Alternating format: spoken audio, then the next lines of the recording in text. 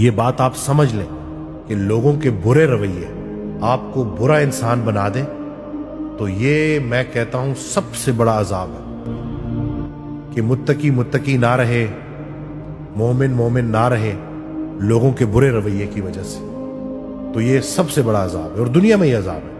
یہ نہیں کہ آج ہم اس جگہ پہ آ کے کھڑے ہو گئے ہیں کہ ہم نیکی کرنے سے اس لیے ڈرتے ہیں کیونکہ ہمیں ڈر ہے کہ آگے سے ریئیکشن برا آئے گا۔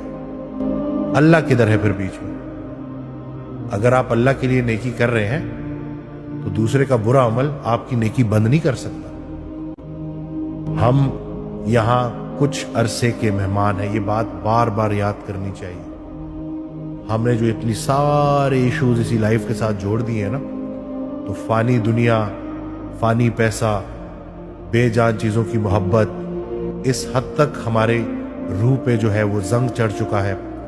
روح کی مثال حضرت واصف علی واصف رحمۃ اللہ نے ایک آئینے کی دی ہے کہ وہ آئینہ جو بالکل ٹوٹا نہیں ہے، بالکل صحیح ہے، لیکن اس کے اوپر گرد جم گئی ہے، تو اس لیے اس گرد آلود آئینے کی وجہ سے آپ کو منظر صحیح کلیئر نظر نہیں ہے۔